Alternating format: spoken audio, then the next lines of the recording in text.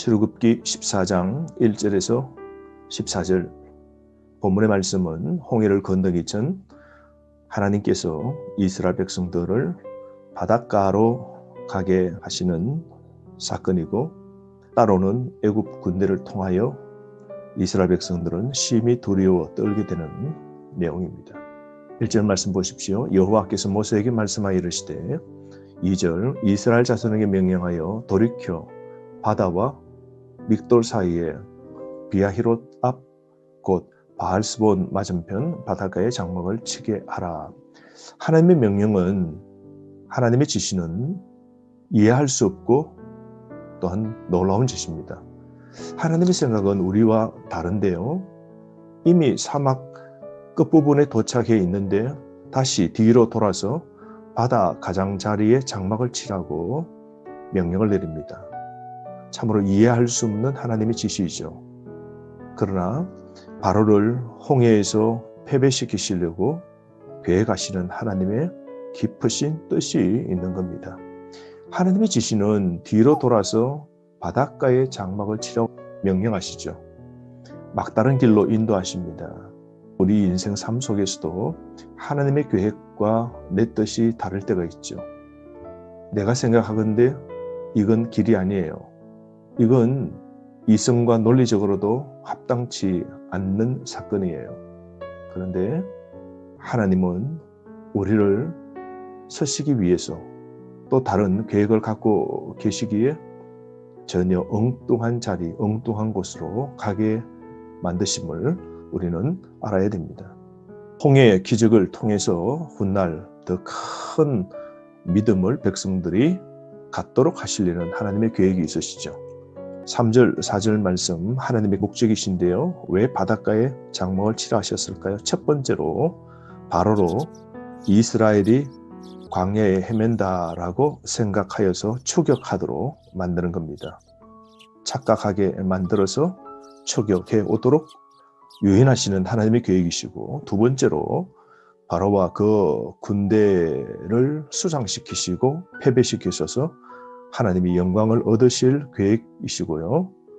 또 세 번째로 애굽인들에게 하나님 자신이 참 하나님이심을 알도록 하실 목적이 있었던 겁니다. 4절 말씀 보십시오. 내가 바로의 마음을 완악하게 한즉 바로가 그들의 뒤를 따르리니 내가 그와 그의 온 군대로 말미암아 영광을 얻어 애굽 사람들이 나를 여호와인 줄 알게 하리라 하시매 무리가 그대로 행하니라. 바로는 끝까지 교만합니다. 자신을 신으로 믿습니다. 그러므로 바로와 그의 군대, 애굽의 모든 거짓 신을 물리침으로 돌이켜 하나님께로 향할 기회를 하나님이 주시려고 홍해 계획을 세우신 것이죠. 여러분, 오직 하나님만이 참 하나님이시지 않습니까? 하나님이 구원자시요 살아계신 분이심을 우리 또한 알고 있습니다. 세상 모르는 사람에게 때론 하나님께서는 하나님의 방법으로 하나님의 살아계심을 보여주시려고 계획과 뜻을 우리 가운데도 펼치시는데, 때론 우리가 이해할 수 없는 곳에 머물게 하시고 이해할 수 없는 일들을 당하게 하심을 여러분 기억합시다. 5절부터 9절에 마음이 변한 바로가 이스라엘을 추격하는데요. 5절에 바로와 그의 신하들의 마음이 변합니다. 200만 명의 노동력도 잃기 싫은 마음이 있는 것이죠. 다시 노예로 삼으려고 쫓아가서 붙잡아 오고, 또한 자식을 잃은 분노와 복수와 적개심이 불타면서 그들에게 벌을 내리고 죽이려고 쫓아온 것이죠. 그래서 6절 말씀에 보면 군대를 동원시킵니다. 바로의 특수 전차 부대를 총 출동시키는데요. 특수하게 만든 그런 전차가 600대가 있습니다. 뿐만 아니라 9절 말씀에 보면 일반 병거와 강력한 보병 부대도 동원시킵니다. 그래서 결국은 이스라엘이 머문 곳까지 그렇게 바짝 추격해 온 겁니다.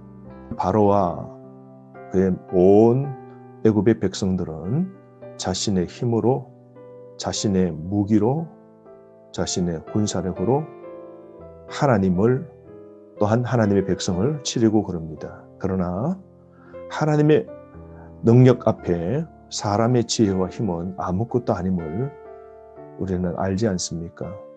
8절 말씀, 여호와께서 애굽 왕 바로의 마음을 완악하게 하셨으므로 그는 이렇게 군대를 끌고 9절 말씀, 그들이 장막 친 데에 미치니라. 이스라엘 백성이 장막 친 곳까지 턱 앞까지 창끝을 내밀고 쫓아온 겁니다. 10절부터 12절 말씀에 보면 백성들의 두려움과 울부짖음을 보게 되는데요. 그들의 불신앙과 불순종의 모습을 우리는 분명하게 보게 됩니다. 10절 말씀, 바로가 가까이 올 때에 이스라엘 자손이 눈을 들어 본즉 애굽 사람들이 자기들 뒤에 이른지라 이스라엘 자손이 심히 두려워하여 여호와께 부르짖고. 여러분, 믿음이 없으면 두려워하고 불평하고 떨게 됩니다. 이스라엘 백성들이 오늘 불신앙의 모습을 보이는데요. 그 첫 번째가 두려워하는 겁니다. 두 번째 불평하는 것이죠. 11절 말씀, 그들이 또 모세에게 이르되 애굽에 매장지가 없어서 당신이 우리를 이끌어내어 이 광야에서 죽게 하느냐? 어찌하여 당신이 우리를 애굽에서 이끌어내어 우리에게 이같이 하느냐? 불평하죠. 의심하고 불안해하는 존재, 이게 우리의 현 주소이지 않습니까? 광야에서 죽게 되었다고 불평합니다. 또한 지도자를 원망합니다. 모세와 아론을 향하여 그들은 도끼 어린 언어를 쏟아내고 있죠. 여러분, 하나님의 종에게 불평, 적대하면 안 됩니다. 이 모든 것은 불신앙이요 불순종이죠. 12절 뭐라 그럽니까? 우리가 애굽에서 노예로 있는 편이 차라리 나았으리라 라고 악담까지 하게 됩니다. 차라리 바로의 제국, 바로의 나라의 정으로 사는 게 낫다고 말합니다. 이들은 하나님 또한 하나님 나라에 속한 하나님의 백성이 되었음에도 불구하고 다시 퇴보하여 어두운 자리, 노예의 자리, 절망의 자리를 더 사모하는 것 보십시오. 이게 어쩌면 우리의 현 주소이지 않습니까? 영적인 우리의 삶의 자세는 어떻습니까? 13절 말씀, 바로를 통하여 구원과 승리에 대한 메시지가 전해지는데요. 첫 번째가 13절, 두려워하지 말랍니다. 13절, 모세가 백성에게 이르되 너희는 두려워하지 말고 가만히 있어서 여호와께서 오늘 너희를 위하여 행하시는 구원을 보라. 너희가 오늘 본 애굽 사람을 영원히 다시 보지 아니하리라. 첫 번째, 두려워하지 말라 그럽니다. 두려워하지 말라. 두 번째가 가만히 있어서 여호와의 구원을 보라라고 그러죠. 14절입니다. 여호와께서 너희를 위하여 싸우시리니 너희는 가만히 있을지니라. 가장 중요한 전투의 수칙이 무엇입니까? 하나님께서 싸우심을 믿고 우리가 가만히 있어야 되는 겁니다. 가만히 있다는 것은 단지 아무 일도 하지 말고 있으라는 것이 아니라 참고 기다리며 하나님의 손길을 믿음으로, 오직 믿음으로 바라보라는 것이죠. 하나님의 역사를 가만히 있어서 지켜보면 됩니다. 왜요? 주님께서 싸우시기 때문입니다. 두려움은 오늘 또 이 세상 광야에서 직면하게 되는 현상이지 않습니까? 우리는 이 광야 속에서 죽음 때문에 때론 파상과 실직으로 또 사람이 두렵고 건강, 고통이 있으므로 두렵고 재정적인 위기 때문에 두렵습니다. 그러나 여러분, 치료는 예수 그리스도를 믿고 주님을 의지하는 겁니다. 두려워하는 상황, 이스라엘 백성들은 공황 상태에 빠진 것이죠. 삶의 위기와 멸망당할 위기, 때로는 고립된 상황 속에서도 상황을 주도하시는 하나님을 바라보아야 됩니다. 백성은 눈앞에 있는 바로를 보지만 모세는 하나님을 바라본 겁니다. 여러분, 신앙의 수준은 언제, 어떤 상황 속에서 무엇을 보냈냐에 달린 거죠. 오늘 어떤 시련, 역경에서도 구원할 수 있는 하나님의 능력을 목격하도록 오직 주만 바라보고 믿어야 됩니다. 믿는 자는 두려워하거나 믿음을 잃을 수는 결코 안 됩니다. 홍해같이 막히고 한계 상황에 직면해도 두려워하지 말고 오직 하나님을 믿어야 됩니다. 그러므로 오늘 특징은 바로의 마음이 변한 것이고 이스라엘의 마음이 변한 변심이죠. 이것은 인간의 모습이지 않습니까? 고집스럽고 완고한 인간의 모습. 늘 믿음에서 떨어지기 쉽고 불신앙을 선택하기 쉬운 우리 인간의 모습이죠. 여러분, 오늘 우리가 어떻게 살아야 될까요? 깨어 살아야 됩니다. 세상과 마귀는 금세 마음을 바꾸고 우리를 공격하고 우리를 그냥 두지 않습니다.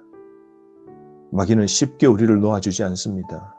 은혜 받고 하나님 말씀대로 살고 신앙으로 깨어 살고 그리고 약속의 땅 사명을 위한 길로 갈 때에 마귀는 절대로 우리를 쉽게 놓아주지 않음을 알아야 됩니다.